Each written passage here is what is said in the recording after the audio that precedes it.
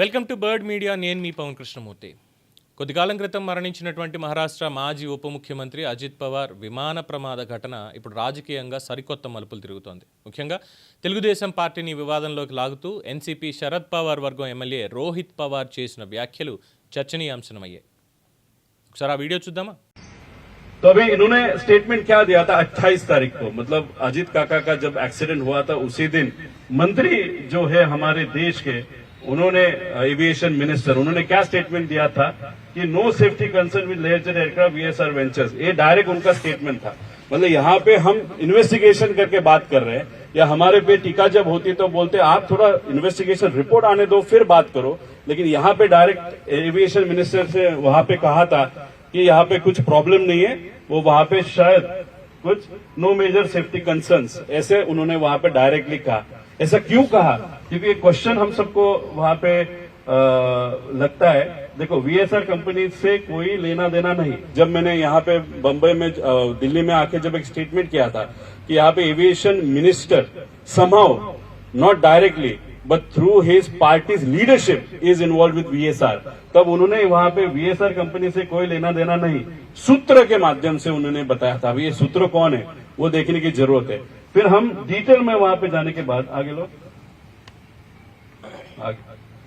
अभी देखो, दूसरी बात है लेगेसी 650 हैदराबाद, बहुत मॉडर्न एयरक्राफ्ट है, 160 करोड़ का है. अभी इसकी डिटेल्स भी हमारे पास आया. अभी दुबई में उसका रजिस्ट्रेशन है, उसकी डिटेल्स हम देंगे, वो किसका है वगैरह. लेकिन हम इतना डिटेल में नहीं जाना चाहते. जिसी का भी है उसको कहना इतना ही है, आप कैसे खरीदा, किधर से पैसा लाया, किसके नाम पे, कुछ लेना देना नहीं हमको. लेकिन अगर आप वीएसआर से रिलेटेड हो और इन्वेस्टिगेशन अगर ट्रांसपेरेंटली नहीं हो रहा क्योंकि आप वीएसआर के दोस्त हो या वो सिंह के दोस्त हो, ये चीज हमको मान्य नहीं है, हम एक्सेप्ट नहीं करते. हमारे फैमिली के एक रिलेटिव इस एक्सीडेंट में गए हैं. इस महाराष्ट्र का बहुत बड़ा नेता, इस देश का बड़ा नेता इस एक्सीडेंट में वहां पे गया है. सिर्फ वे आपके दोस्त है और फाइनेंशियली आप रिलेटेड हो, इसलिए अगर आप ये चीज दबा रहे हो तो ये हम एक्सेप्ट नहीं करेंगे. ये लेगेसी 600 वीटी वीएसवी, ये अभी दूसरा महाराष्ट्र का विषय है. अभी ये लिया था जर्मनी से आया सिंगापुर से आया दिल्ली आया था. दिल्ली में 12 दिन वहां पे रहा था. फिर ये 25 दिसंबर 2025 को मुंबई में लैंड हुआ था.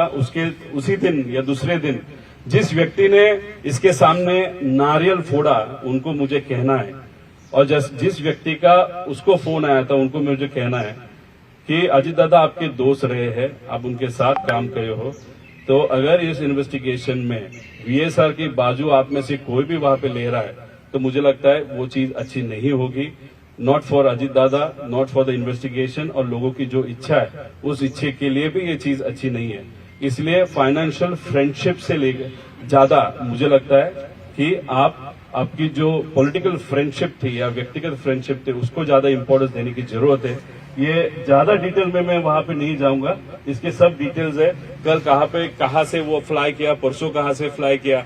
लेकिन इस पे सिर्फ मेरा कहना है कि आप प्लीज वीएसआर की बाजू मत लो, दादा की बाजू, अजीत काका की बाजू वहां पे लो. इतनी बिनती, आप बहुत पावरफुल हो वो हम जानते हैं, लेकिन फिर भी इस विषय में आप प्लीज सिर्फ दादा की बाजू लो, ऐसे हम सबका पर्सनल कहना है. आगे చూసారుగా, ఇందులో ఆయన చెప్పినటువంటి ప్రకారం ప్రమాదానికి గురైన విమాన సంస్థ వీఎస్ఆర్ వెంచర్స్ యజమాని రోహిత్ సింగ్కి టీడీపీ నేతలతో అత్యంత సన్నిహిత సంబంధాలున్నాయని ఆయన ఇందులో ఆరోపణ. గతేడాది రాజస్థాన్లో జరిగినటువంటి రోహిత్ సింగ్ కుమారుడి వివాహానికి ఒక టీడీపీ అగ్రనేత హాజరయ్యారని, అలాగే కేంద్ర పౌర విమానయాన శాఖ మంత్రి కె రామ్మోహన్ నాయుడు కూడా టీడీపీకి చెందిన వారే కావడం, ఈ ప్రమాదంపై విచారణ నిష్పాక్షికంగా జరగదు అని రోహిత్ పవార్ ఆరోపణ. విచారణ పూర్తయ్యే వరకు కూడా రామ్మోహన్ నాయుడిని మంత్రి పదవి నుండి తప్పించాలి అని ఆయన చేసినటువంటి ఒక తెలివి తక్కువ డిమాండ్. ఎందుకనాలి ఇది? ఎందుకంటే రోహిత్ పవార్ చేస్తున్నటువంటి ఆరోపణల్లో ఒక ముఖ్యమైనటువంటి విషయాన్ని ఆయన మర్చిపోయారు. ఏదైతే విఎస్ఆర్ విమాన సంస్థ ఉందో దాని యజమాని రోహిత్ సింగ్ దశాబ్ద కాలంగా అజిత్ పవార్కి అత్యంత సన్నిహితుడైనటువంటి మిత్రుడు. అజిత్ పవార్ తన రాజకీయ పర్యటనల కోసం ఏళ్ల తరబడి ఈ కంపెనీ విమానాలనే వాడుతున్నారు. అజిత్ పవార్కి అంతటి ఆప్తులైన వ్యక్తికి చెందిన విమాన విషయంలో ఎక్కడో ఆంధ్రప్రదేశ్లో ఉన్నటువంటి టీడీపీ నేతలకో లేదంటే కేంద్రంలో విమానయాన శాఖ మంత్రిగా ఉన్నటువంటి రామ్మోహన్ నాయుడుకో సంబంధం అంటగట్టడం అంటే దాన్ని ఏమనాలి? సో రాజకీయ వర్గాల్లో ప్రస్తుతం విస్మయానికి గురి చేస్తున్నటువంటి అంశం ఇదే. రోహిత్ పవార్ అజిత్ పవార్కి ఎంత బంధువు అయినప్పటికీ ప్రస్తుతం ఆయన శరద్ పవార్ నేతృత్వంలోని ప్రత్యర్థి పార్టీలో ఉన్నారు. ఈ రాజకీయ వైరం వల్లే ఆయన ఇలాంటి వింత ఆరోపణలు చేస్తున్నారు అనేటువంటి విమర్శల్ని సొంత పార్టీ నేతలు కూడా గుసగుసలాడుతున్నారు. ఇక టీడీపీని ఎందుకు టార్గెట్ చేయాల్సి వస్తుంది? విమాన ప్రమాద దర్యాప్తుని కేంద్ర ఏవియేషన్ మినిస్ట్రీ ఆధ్వర్యంలో ఏఏఐబి నిర్వహిస్తోంది.